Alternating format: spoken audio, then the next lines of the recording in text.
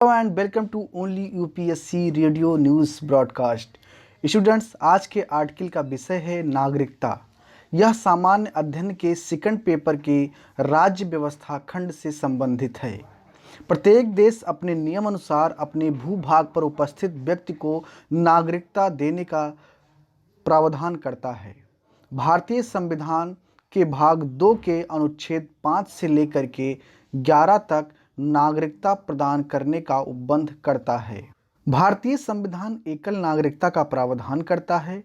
इसका आसान भाषा में मतलब यह है कि प्रत्येक व्यक्ति देश का नागरिक होगा, न कि प्रदेशों का या किसी अन्य देश का। अतः किसी भी प्रकार से दोहरी नागरिकता स्वीकार नहीं है।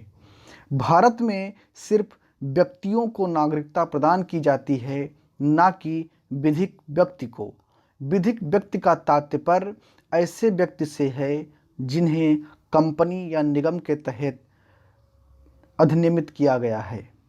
बताते हैं कि संविधान के प्रारंभ में नागरिकता के वर्ग किस प्रकार हैं। इस क्रम में पहला है अधिवास के आधार पर नागरिकता।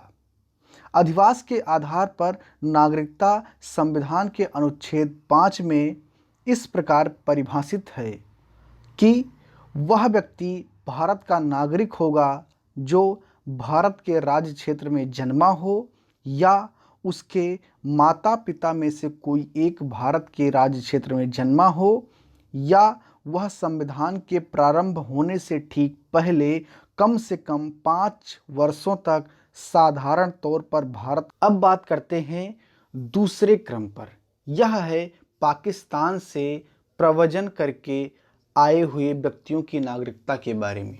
प्रव्रजन या माइग्रेशन का आसान भाषा में मतलब होता है कि पाकिस्तान से जो व्यक्ति भारत आए विभाजन के बाद, उनकी नागरिकता का क्या प्रावधान है। ऐसे व्यक्तियों की नागरिकता का जिक्र अनुच्छेद 6 में किया गया है। अनुच्छेद 6 के अनुसार पाकिस्तान से भारत प्रव्रजन करने वाला कोई भी व्यक्ति भारत का नागरिक तभी समझा जाएगा जब वह 2 शर्तें पूरा करता हो, और वो शर्त इस प्रकार हैं। उसका या उसके माता पिता अथवा उसके दादा दादी या नाना नानी में से किसी का जन्म भारत शासन अधिनियम 1935 द्वारा परिभाषित भारत के राज्य क्षेत्र में हुआ हो।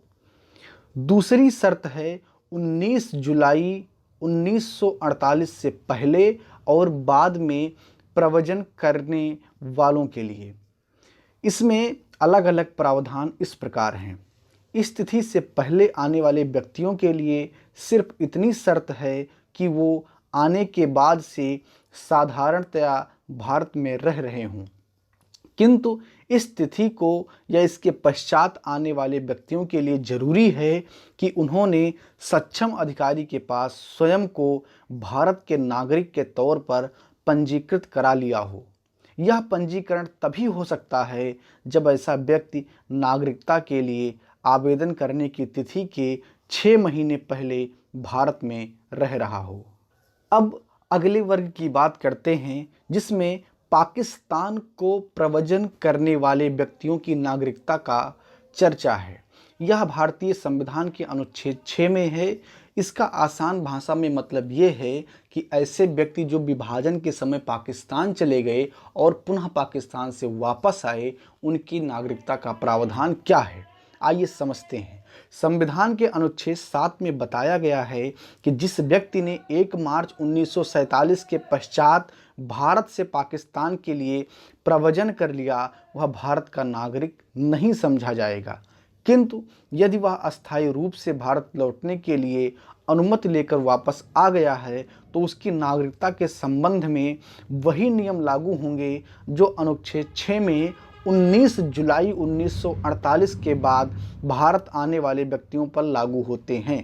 इसका अर्थ है कि ऐसे व्यक्ति को पंजीकरण के लिए आवेदन करना होगा, और ऐसा आवेदन कम से कम 6 महीने तक भारत में रहने के बाद ही किया जा सकता है।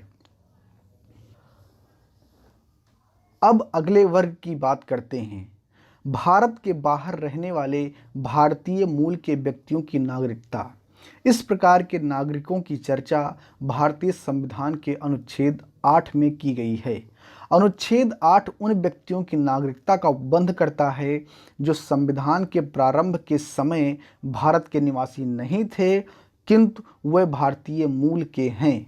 इसके अनुसार जिस व्यक्ति का जन्म अथवा जिसके माता पिता, दादा दादी या नाना नानी में किसी का जन्म 1935 के भारत शासन अधिनियम द्वारा परिभाषित भारत में हुआ था और जो वर्तमान में साधारण तौर पर किसी अन्य देश में रह रहा है, वह भारत का नागरिक समझा जाएगा यदि वह अपने निवास के देश में भारत के राजनयिक या काउंसिल प्रतिनिधि के समक्ष नागरिकता का आवेदन प्रस्तुत करता है और उसके आवेदन पर उसकी नागरिकता का पंजीकरण कर लिया जाता है।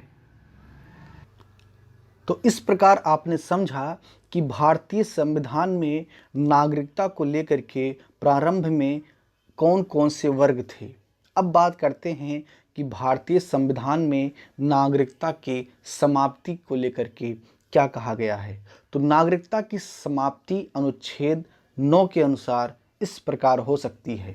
किसी देश की नागरिकता स्वेच्छा से अर्जित करने पर भारत की नागरिकता स्वतः समाप्त हो जाएगी।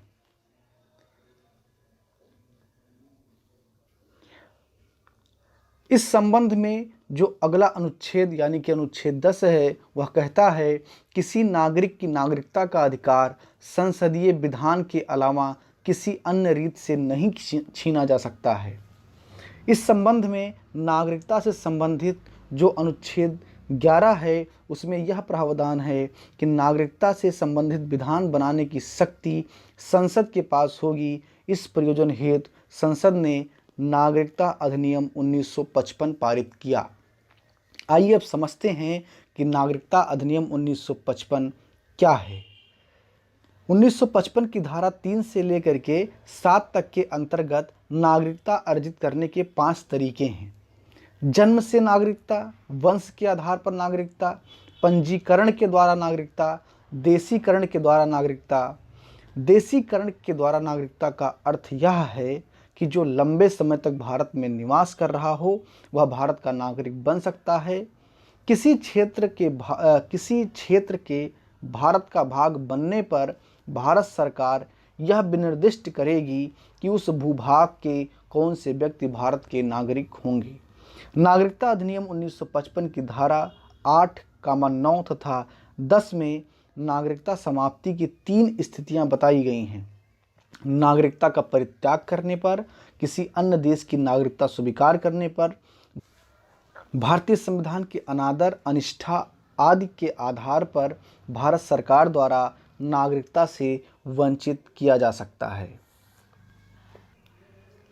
अब आइए इसी से संबंधित एक अन्य विषय को समझते हैं। NRI अनिवासी भारतीय क्या है, इसके प्रावधान क्या हैं।